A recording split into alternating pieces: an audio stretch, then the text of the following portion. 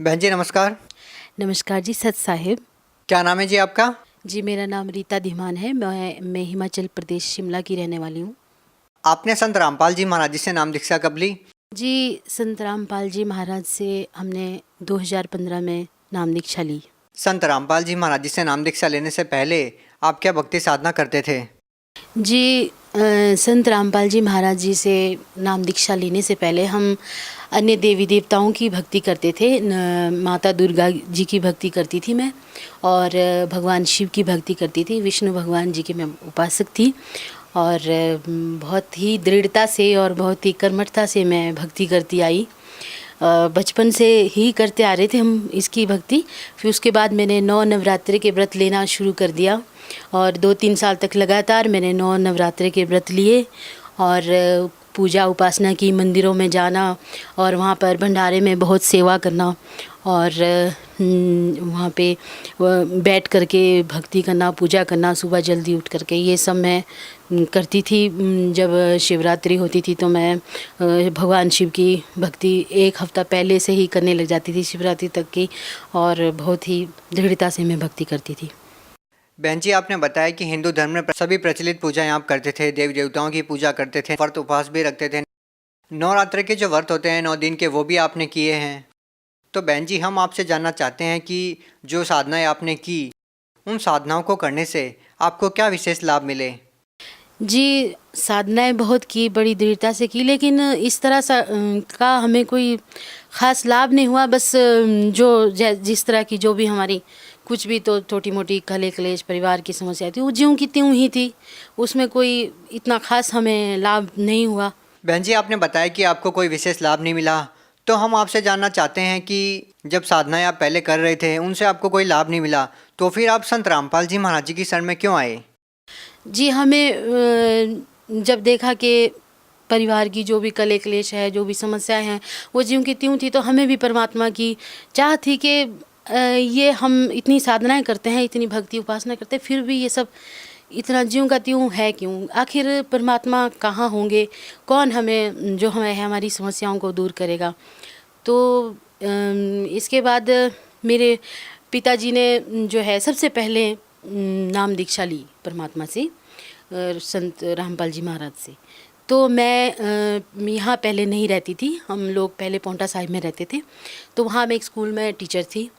तो यही भक्ति साधना में करती थी। तो मेरे पिताजी ने जब पहली बार नाम दीक्षा ली, तो उन्होंने मुझे फ़ोन पर बताया, मुझे फ़ोन किया कि बेटा ऐसा है कि हमने गुरुजी से बरवाला में संत रामपाल जी महाराज से अब नाम दीक्षा ले ली है, और उनकी एक पुस्तक है ज्ञान गंगा है, और उसमें हमने ये पढ़ा जो उन्होंने बताया। तो कहते ऐसा है कि ये जो है, जो तुम साधना कर रहे हो, ये अनुपासना है, इससे पूर्ण मोक्ष नहीं है। तो उसके बाद फिर उन्होंने हमें बताया, तो हमें लगा कि सच में पूर्ण परमात्मा कोई और है, तो हमें लेना चाहिए, नाम दीक्षा लेना चाहिए।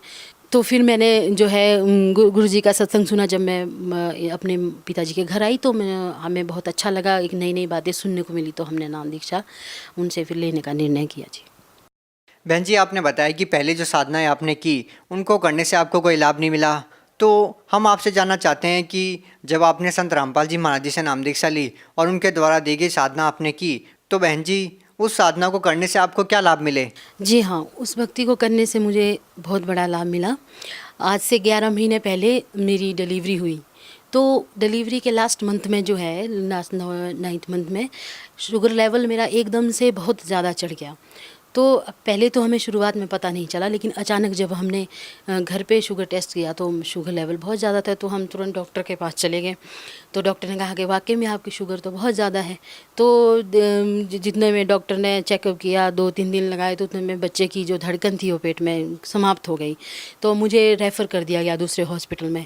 जब वहाँ पर चेकअप किया तो उन्होंने कह दिया कि बच्चे की धड़कन नहीं है और आपका बच्चा पेट में डेड है। तो मेरी खुद की कंडीशन इतनी ख़राब हो गई थी कि मेरे हाथ पैर में सूजन हो गई थी, फेस बिल्कुल काला पड़ गया था और नीले हो गए थे हाथ पैर। तो उन्होंने कहा कि इनका बचना बहुत ज़्यादा मुश्किल है, हम इनकी कैसे डिलीवरी करेंगे और ये शुगर लेवल इतना ज़्यादा है कि इनका जख्म नहीं जुड़ पाएंगे और ना इनकी नॉर्मल डिलीवरी हो सकती। तो मेरे परिवार वाले बहुत ज़्यादा घबरा गए ये सुन करके। तो हमने गुरुजी परमात्मा जी को प्रार्थना लगाई, संत रामपाल जी महाराज को हमने प्रार्थना लगाई। फिर संत रामपाल जी महाराज जी का, परमात्मा जी का आदेश मिला कि आप चिंता मत करो और भक्ति करो, सब ठीक हो जाएगा। तो उन्होंने जब डॉक्टर ने मेरा ऑपरेशन किया तो मुझे ऑपरेशन के दौरान बिल्कुल भी किसी भी तरह की कोई दिक्कत परेशानी नहीं हुई और बहुत अच्छे से मेरा ऑपरेशन सक्सेसफुल रहा और ज़ख्म भी बहुत अच्छे से जुड़ गए, टाँके जुड़ गए बहुत अच्छे से। और शुगर भी मतलब हमने भक्ति की, परमात्मा की, तो जड़ से ख़त्म हो गई शुगर भी मुझे हॉस्पिटल से छुट्टी होने से पहले ही, और आज तक मैं बिल्कुल स्वस्थ हूँ। बहन जी, आपको और क्या लाभ मिले संत रामपाल जी महाराज जी से नाम दीक्षा लेने के बाद? जी, उसके बाद मुझे एक लाभ और हुआ कि नाम लेने से पहले जो मेरे भगत जी हैं वो उनका झुकाव कुछ ज़्यादातर संसार की तरफ था, अपने दोस्तों के साथ ही बहुत ज़्यादा बिज़ी रहते थे। तो उन्होंने कुछ गलत आदतें सिखा दी, तो नशे करने लगे, 2-3 नशे करने लगे, तो ड्रिंक भी करने लगे। तो मुझे इस बात की बड़ी टेंशन हुई, मैं बहुत ज़्यादा टेंशन में रहती थी। तो हमने फिर नाम दीक्षा, मेरे पिताजी ने फिर कहा कि आप नाम दीक्षा लो तो ये सारी समस्याएं अपने आप सब ठीक हो जाएंगी। तो मैंने अपने पति से कहा कि आप हम नाम दीक्षा लेंगे तो सब ठीक हो जाएगी हमारी घर की समस्याएं।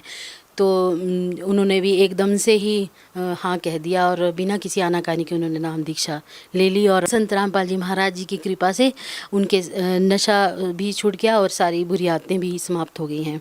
और फिर उसके बाद हमारी एक नई शॉप भी खुली, जिस पे फ़ास्ट फूड की नई शॉप खुली है और उस पे बहुत अच्छा गुरुजी के कृपा से बहुत ही अच्छा काम चल रहा है वहाँ पे और आर्थिक स्थिति सही हो गई है।